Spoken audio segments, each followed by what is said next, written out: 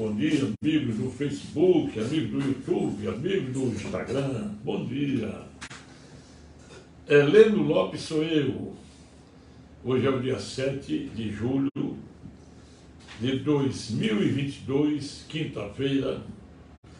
Hoje a gente recorda a data de falecimento de um grande artista brasileiro que morreu muito novo, portador de AIDS, o Cazuza, né?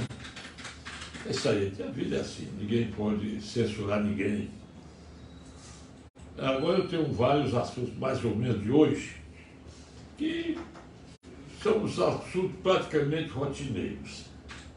Mas eu vou falar hoje sobre agravo de instrumento, que me pediram, agravo de instrumento. Depois vocês sabem o que é. Senhores, primeiro, já estão tentando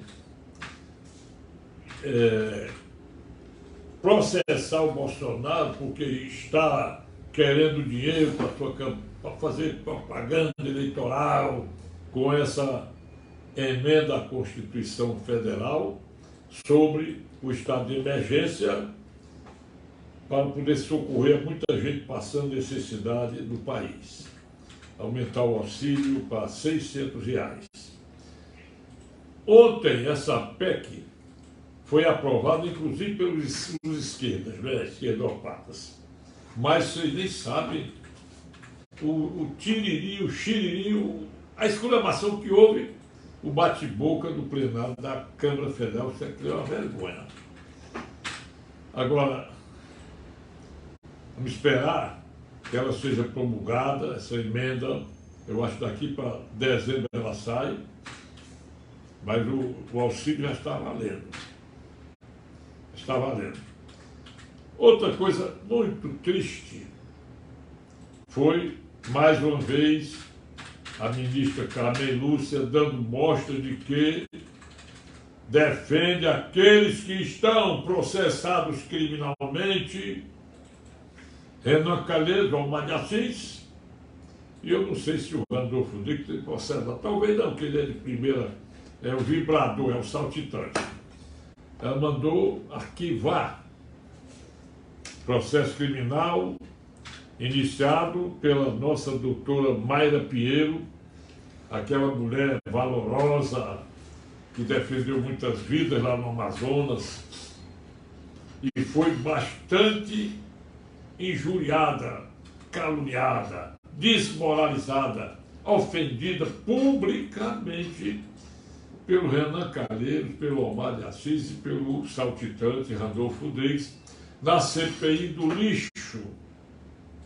Ela mandou arquivar tudo que é contra qualquer cidadão democrata, verde, amarelo, conservador. Aí, manda instaurar o processo. Quantos processos esse cara, Randolfo Rodrigues, já pediu contra as pretensões do presidente Bolsonaro? E tudo é atingido. Outra coisa que eu registrar também com muito pesar, registro minhas condolências ao grande José Maria Trindade, jornalista da Jovem Pan. Já conheço de nome, agora também de imagem, há muitos anos fazendo bem, é um cara honrado, eclético, é um cara que comenta dentro da linha, dentro da conduta do profissional, do verdadeiro cidadão que cumpre a ética do jornalismo, que pertence, felizmente, à Jovem Pan, felizmente. Não podia ser de outra estação. Ao contrário dele, a Jovem Pan mantém um palhaço chamado Piterno, Fábio Piterno. E eu minhas condolências ao Zé Maria Trindade, que ele lutou para formar o filho dele, o Vitor Andrade, médico, 27 anos. Esse rapaz era um grande profissional da medicina, apesar de novo. Ele faleceu num desastre de carro, quando a ambulância que o conduzia colidiu com a traseira, salvo engano. Isso deve ter sido a alta velocidade do motorista, né? Não sei, não posso dizer nada. mas o Zé Maria está muito chororô, Augusto Nunes também, que é jornalista de grande personalidade, grande projeção, a Ana Paula Henkel, o Marco Antônio Costa Almeida Costa, também jornalista e advogado, então Vitor Brown, todos, o Fiuza, Guilherme Fiuza, todos eles se condoeram com a Maria, condoeram, para com a dor do Zé Maria. É porque o verbo é condoer. Então ficaram condoídos, por exemplo, né? Com a dor do Zé Maria Trindade. Se eu errei o português, corrijam-me, porque eu gosto muito de ser corrigido e gosto muito de aprender. Então, Zé Maria, aqui de Fortaleza, em meu nome, em nome de muitos cearenses que gostam de você, porque tem muita gente que não gosta, porque é lógico, o pessoal do lado do Lula, tudo sei lá. Nós apresentamos a você nossas condolências, que você se tenha com formação dada por Jesus Cristo, Deus Todo-Poderoso, com a família. A dor passa, mas a saudade, o sofrimento moral pela perda de um filho de forma prematura e súbita é uma dor muito difícil de passar tão cedo, ou talvez nunca passe. Mas, de qualquer forma, a mão amiga sempre ameniza qualquer dor, tá bom? Bom dia para você, que Deus lhe abençoe. Vamos agora ver outra coisa. Senhores, foram lidas as CPIs pedidas no plenário da Câmara Federal. Salvo engano, parece que leram 2 ou 3, eu não prestei, estava aqui em audiência ontem à tarde, notícias de acompanhar, notícias assim, com muita profundidade.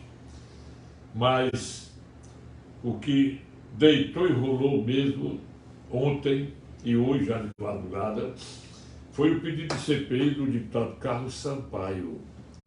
Então, dizer, não, o fato é muito antigo, ele aproveitou a delação premiada do Marcos Valério. Vocês veem uma coisa como é sintomática, feia, desmoralizante para toda essa esquerda de indivíduos que pregam a defesa desse ladrão que sucateou o Brasil, Luiz Inácio Lula da Silva, ladrão de 9 dedos. Vocês vejam isso. Ora, essa delação do Marcos Valério, toda documentada, e porque tem documentos, ela foi homologada pelo ministro Celso de Mello, quando era ainda da Ativa. Aí não foi só do mensalão. Quando ele revela que quem mantém o PT é o narcotráfico. O Lula. Então, isso é verdade que o Lula abertamente tem o tesoureiro, o contador dele é o contador do PCC, né? Primeiro comando da capital, que é a mais perigosa facção do narcotráfico do Brasil e do mundo, né? Então, aí disse, não, porque é antigo, não, mas ele aplicou, o Carlos Sampaio, eu ouvi ele falando, ele aplicou as delações, as ponderações, não, as provas e os depoimentos do Hugo Armando Carvajal, conhecido por El Pollo lá no espanhol, quer dizer, o frango. Ele está preso lá em Madrid, protegido pelos comunistas, que se chamam socialistas por disfarce, do Partido Podemos Espanhol, que é o partido altamente nocivo ao mundo, que tem sede em Valência, com quem se entrelaça o Lula. Então ele disse tudo sobre o Foro de São Paulo, o narcotráfico, o dinheiro sujo da Venezuela, que a Venezuela tem dinheiro só para patrocinar o comunismo. Eu não sei de onde é que vem o dinheiro dela. Ela não tem dinheiro para matar a fome dos venezuelanos, que vivem fugindo para Roraima, no Brasil. Já tem 4 milhões já fugindo de lá.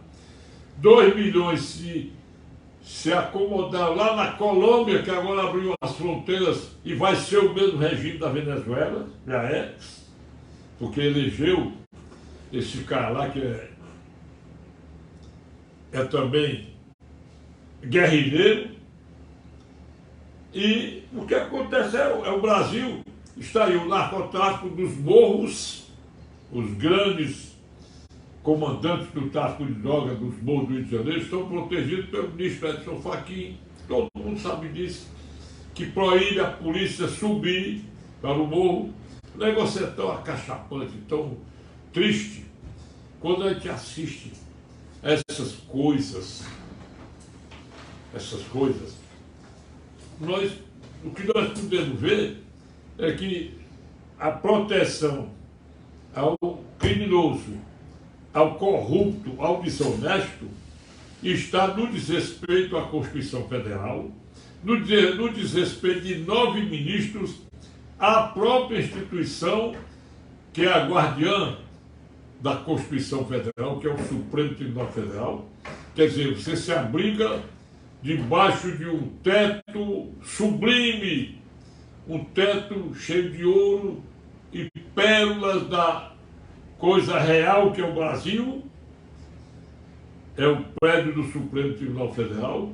Aí você se abriga lá por quem lhe colocou lá, e você enganou o povo brasileiro e disse que ia cumprir a Constituição, mas cumpre o seu partidarismo político para proteger os corruptos e devastar o cidadão brasileiro com esses tipos de decisões. Eu não sou adivinhão.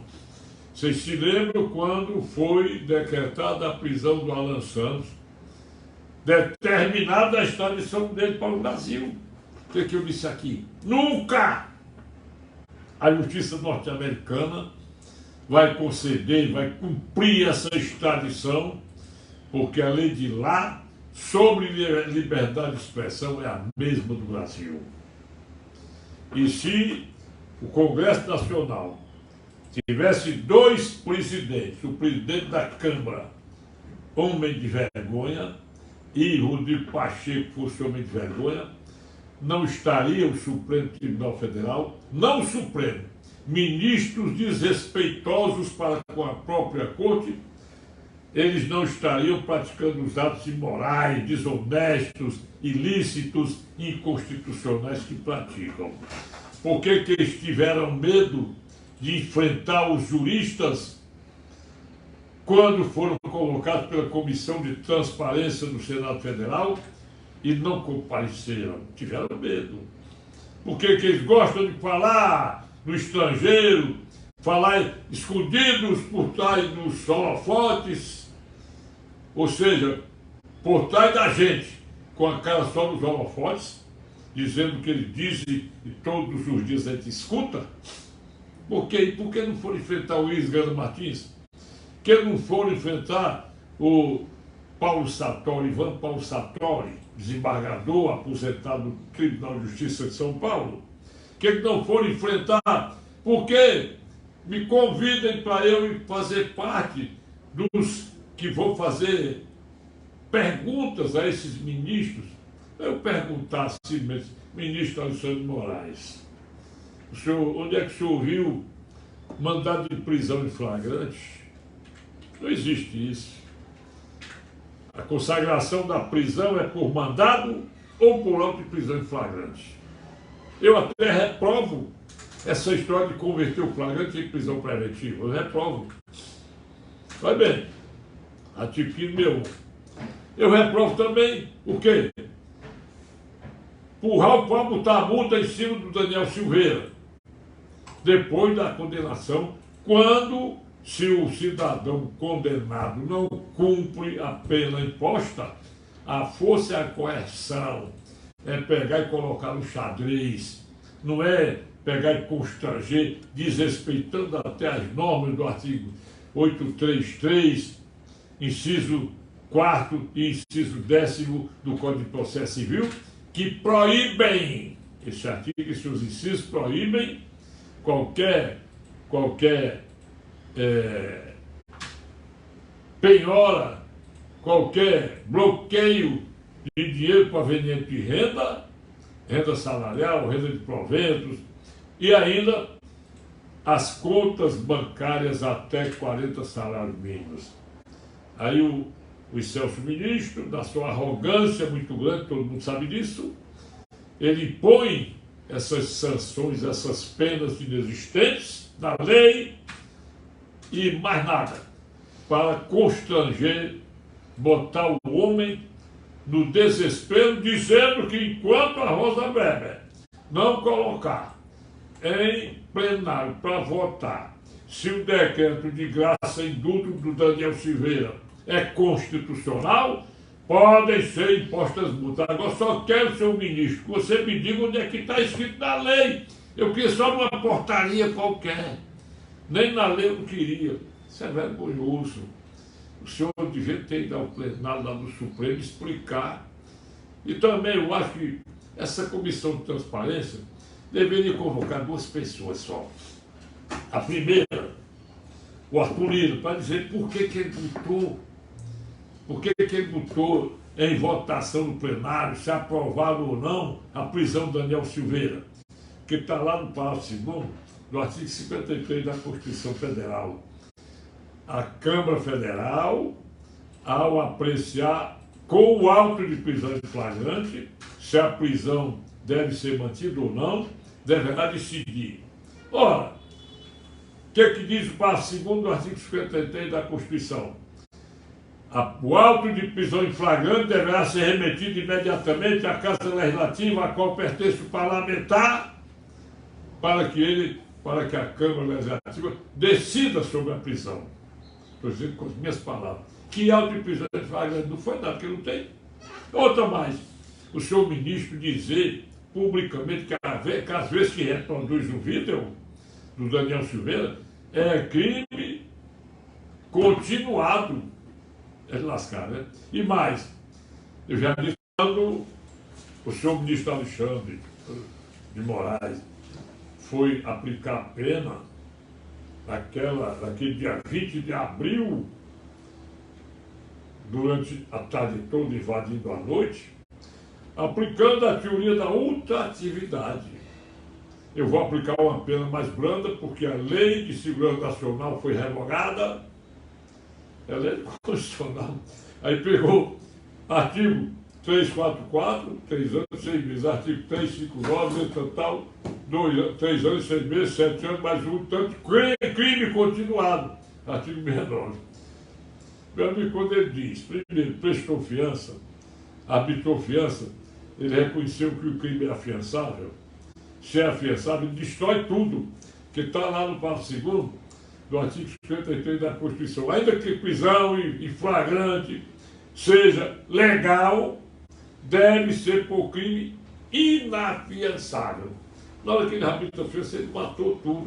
A teoria da ultratividade, prevista no artigo 5º, inciso 40 da Constituição Federal, só para favorecer o réu, ela aplicar retroativamente esse dispositivo da Constituição.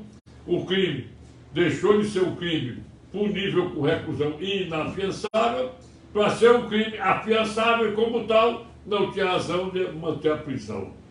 No dia seguinte veio o decreto de graça e indulto, que não pode, nem podia, nem poderá nunca ser discutido sobre sua validade.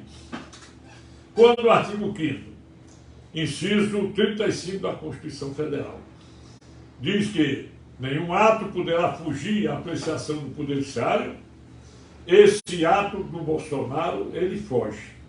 Foge porque a própria Constituição diz no artigo 84, inciso 12, prerrogativa do Presidente da República. É um ato discricionário, é um indulto individualizado. Quando o indulto não é individualizado, é coletivo, conforme o Michel Temer concedeu no alvorecer, não, no anoitecer de seu mandato, graças a Deus, no cumprimento do seu mandato. É lógico que, não tendo a nominação de cada um dos beneficiários, o advogado de cada um tem que requerer. Mas aí não individualizou. Acabou, é liquidado. Agora é incrível a Rosa Weber manter sentada em cima desse processo, ela vai deixar para apreciar isso na véspera da inscrição dos candidatos, aí onde eu faço aquela minha adivinhação, a minha profecia. Tomara Deus que eu esteja errado, porque eu dei a minha prisão do Alan Santos. Já disse que se o decreto de graça e indulto do Daniel Silveira já estava feito direitinho, e amanheceu o dia feriado de Tiradentes, 21 de abril, depois do julgamento, já saiu publicado no Diário Oficial da União, por que não está pronto aquele decretozinho permitido pela Constituição Federal, artigo 142 da nossa Constituição, a convocação do poder moderador, convocação das Forças Armadas, para fazer cumprir duas coisas. A primeira, compelir o Supremo Tribunal Federal a arquivar o processo contra Daniel Silveira com toda a sua plenitude, pena principal e acessória. Compelir a linha B do item 1, compelir o TSE a registrar a candidatura do Daniel Silveira de imediato, para o cargo que ele quiser. E número 2, abrir o computador-mãe antes da computação dos votos para examinar se existe algum hacker dentro do código-fontes. Porque eles vão dizer, não, o Bolsonaro só vai impugnar se ele não for eleito na totalidade dos votos. Então eu aconselho isso. Tem que abrir o código-fontes para que as Forças Armadas, que é o poder moderador, a ser convocado, eu tenho quase certeza disso, eu penso até que já está pronto o decreto, para examinar. Vamos olhar logo o código antes de computar os votos, vamos ver se tem algum hacker dentro. Isso é que tem que ser feito. Se tivesse sido feito isso nas eleições de 2018, na hora que foi fazer a contagem dos votos do primeiro turno, entendeu? Vamos olhar o que tem dentro do computador. Tinham visto o hacker dentro do computador, fazendo o diabo. Tanto isso é verdade que foi detectado, e ele mesmo informou para uma revista especializada, que estava hackeando o código-fonte do computador-mãe do TSE desde março. E não concluiu o serviço, deixando o serviço no dia 7 de novembro.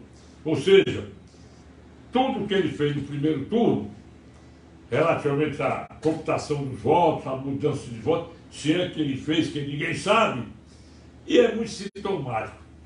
Duas coisas são sintomáticas. Primeiro, porque a ministra Rosa Weber, que era presidenta do TSE, mandou apagar o estrago que o hacker fez dentro do código-fontes do computador do TSE.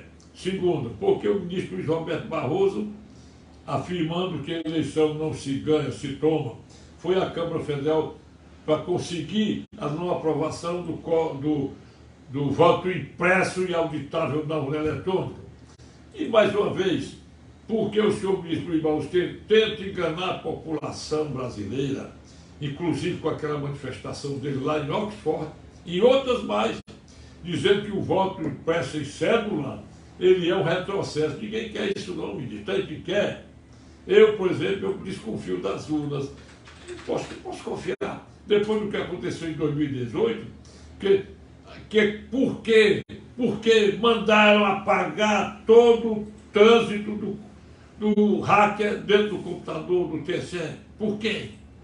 Porque essa pergunta ninguém responde.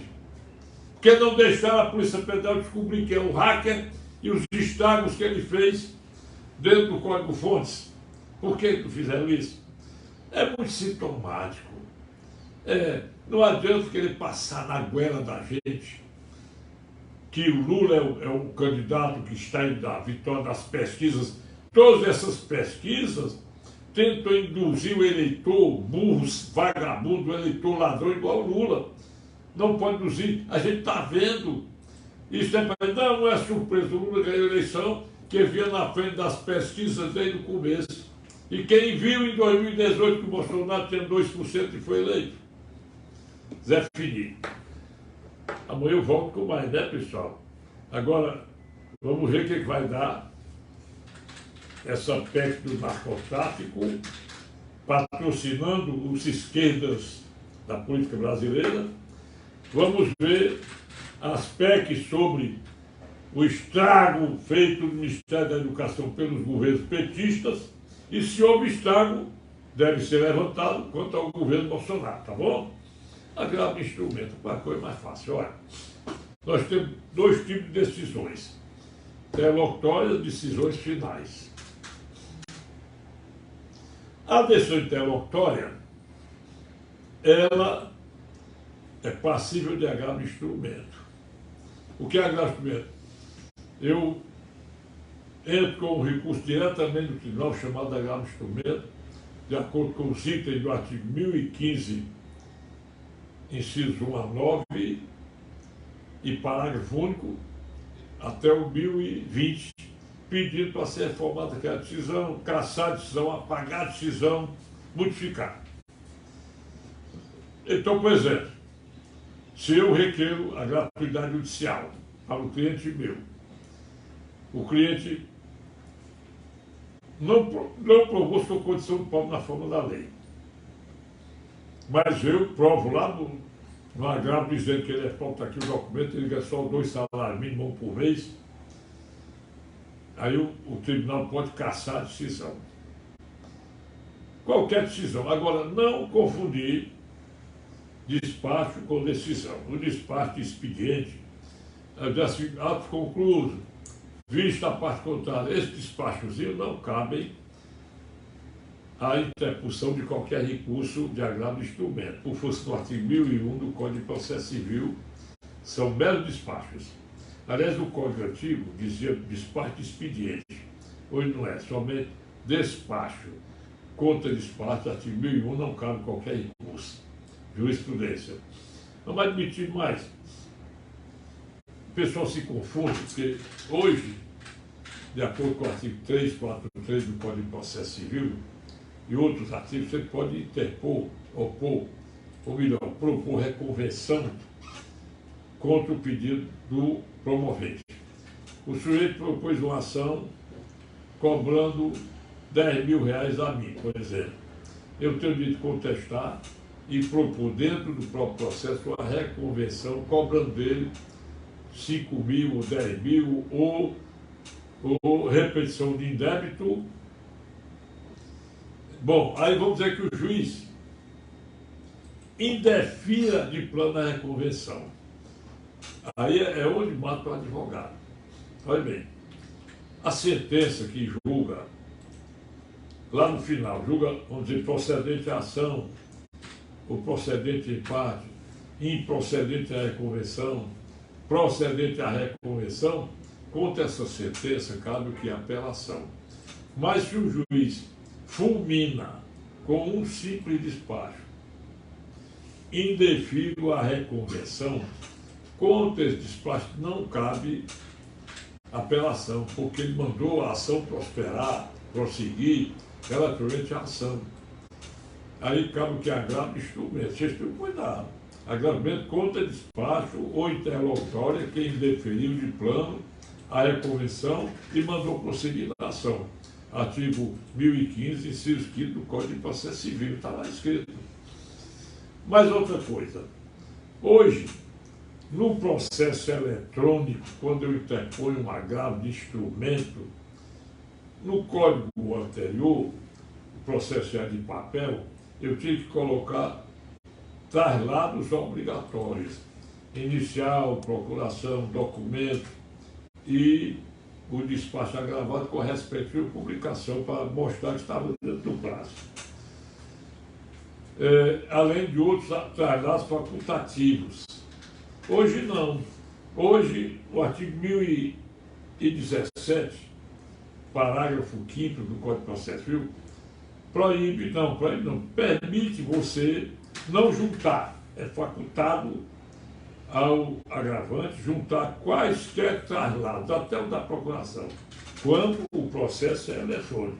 Compete, então, o relator ao julgador de segunda instância examinarem. Agora, cuidado.